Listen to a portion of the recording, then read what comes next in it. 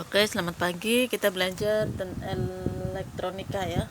Kita masuk di materi semikonduktor intrinsik. Jadi di sini pada temperatur tinggi elektron keluar dari ikatan kovalen menjadi elektron bebas dan berbentuk hole atau lubang. Nah, kita bisa lihat ikatan kovalennya di sini. Kemudian ada elektron bebas, ion semikonduktor, kemudian lubangnya ada di sini, nanti bisa lihat di gambar yang tertera di layar ya. Kemudian di situ ada simbol hitam itu elektron bebas, kemudian yang bulat putih di situ hole atau lubang. Kemudian kita bisa lihat ada bidang konduksinya. Kemudian bidang celah energi dengan bidang valensi. Bidang energi kristal di situ di situ 0 derajat Kelvin pada temperatur tinggi. Jika temperatur kristal dinaikkan sehingga elektron valensi yang energi termal melebihi, maka elektron meloncat ke bidang konduksi menjadi elektron bebas.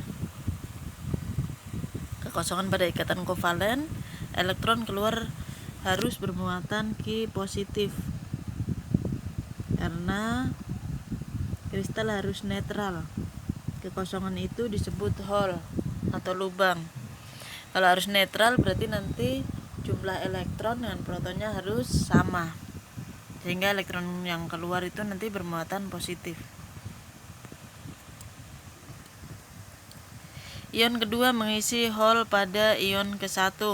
Ion kedua, kalian lihat tanda panahnya itu yang nomor 2, kemudian yang nomor 3 dia mengisi ke yang nomor 2, nomor 4 ke yang nomor 3, dan ion keempat mengisi hole pada ion ketiga dan seterusnya. Jadi alirannya seperti itu. Jadi semikonduktor intrinsik pada K bersifat isolator dan pada temperatur tinggi bersifat konduktor, karena terjadi pembentukan pasangan elektron bebas dan hole yang banyaknya sama dan berlaku sebagai pembawa muatan Q. Oke, gambarnya seperti ini.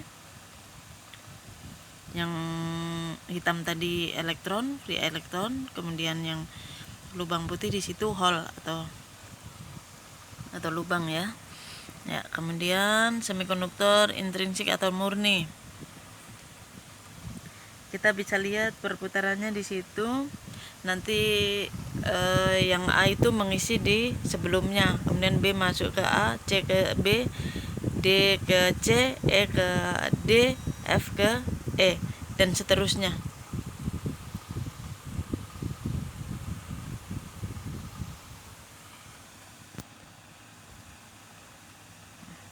Jadi di situ ada muatannya berputar dari negatif ke positif, positif ke negatif.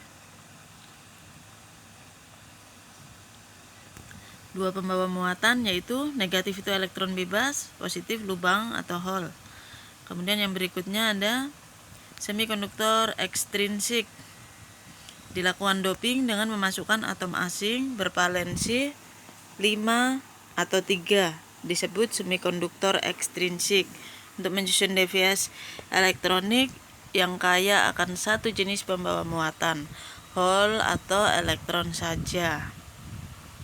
Semikonduktor jenis N di situ dengan doping atom asing bervalensi 5 sebagai atom donor dengan ikatan kovalen memberikan satu elektron, P fosfor, Ar arsen, Sb antimon di dalam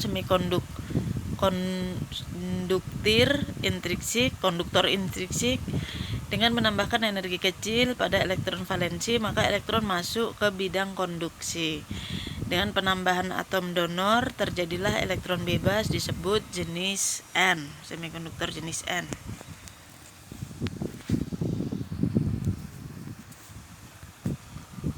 Kemudian di situ beda semikonduktor intrinsik dengan jenis N. Kalau intrinsik di situ elektronnya bebas disertai hole bergerak sebagai pembawa muatan, sedangkan semikonduktor jenis N berbentuk elektron bebas tidak disertai hole tetapi ion plus positif yang tidak dapat bergerak. Nah, kemudian di situ ada semikonduktor jenis P, tadi N ya, dengan doping atom asing bervalensi 3 sebagai atom aseptor karena ikatan kovalen memperoleh 1 elektron. B boron, Al aluminium, Ga gallium ke dalam semikonduktor intrinsik. Di situ ada donor dan aseptor. Nanti kalau kita lihat di sistem periodik unsur ada di golongan 1, 2, 3, 4, 5, 6, 7. Itu nanti kita bisa tentukan mana donor, mana aseptornya. Atom bervalensi 5. Kita bisa lihat contohnya di situ. Jadi di situ memberi 1 elektron. Kemudian atom donor. Elektron bebas lebih besar dari hole. Jadi mayoritas di situ elektron bebas. Kemudian minoritasnya hole karena lebih kecil ya hole-nya.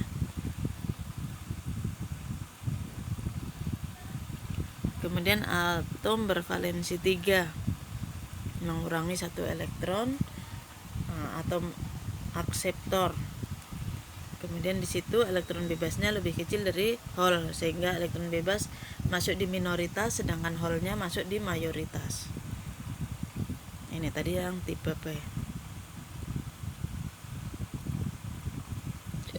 Lalu kita bisa lihat di situ semikonduktor tipe P dengan tipe N. Kebalikannya, kalau konduktor tipe P berarti muatan positifnya lebih besar dari negatifnya. Kebalikan kalau N lebih besar negatifnya. Kemudian konduksi di dalam semikonduktor. Partikel yang mengantarkan arus dalam semikonduktor adalah elektron dan hole. Ada 2 pengantar arus, yaitu arus difusi dan arus drift. Arus difusi suatu pengantar arus I di dalam semikonduktor karena tidak meratanya konsentrasi hole P partikel atau terjadi gradien konsentrasi. Kemudian arus diff, suatu partikel bermuatan di dalam medan listrik atau elektris akan bergerak di bawah gaya F, tarik dan tolak elektris. I drift, kemudian energinya. Kemudian jumlah kedua arus disebut arus total. Arus semikonduktor bisa dilihat di gambar.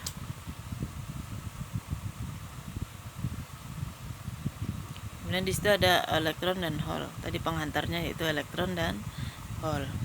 Kalian bisa lihat elektron itu simbol yang hitam itu, hole yang bulat putih. Dioda tanpa prategangan. Itu tipe P dan tipe N.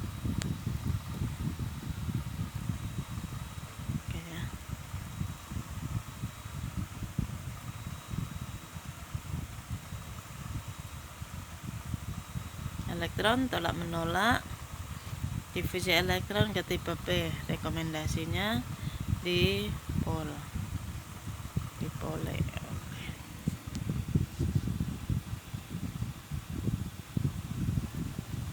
Dipole ke medan listrik, kemudian beres potensial. Dioda germanium 0,3 volt, sedangkan dioda silikonnya 0,7 volt.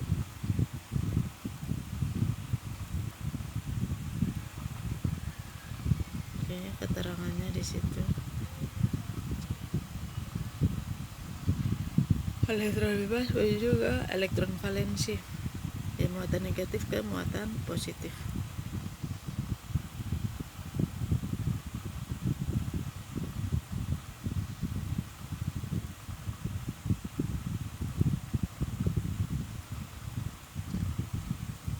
Simbol dioda, nah kalian bisa lihat simbol dioda seperti itu ya.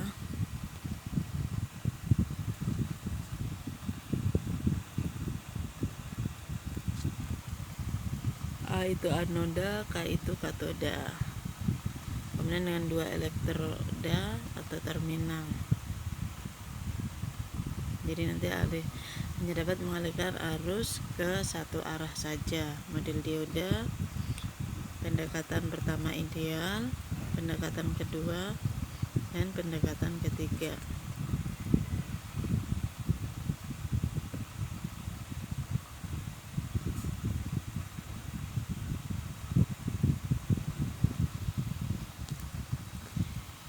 Oke, dioda di sini forward bias. Oke, nanti di situ ada rumusnya VD sama non VA dikurang VK.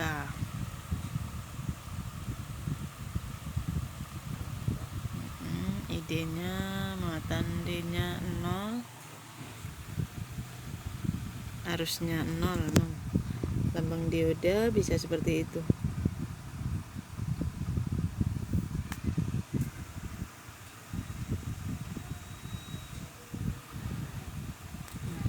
Itu yang ideal yang pertama, kemudian pendekatan kedua, pendekatan ketiga. Oke, hari ini sampai di sini dulu. Berhubungan kalian sedang vaksin, jadi nanti silahkan disimak saja materi hari ini. Selamat pagi ya.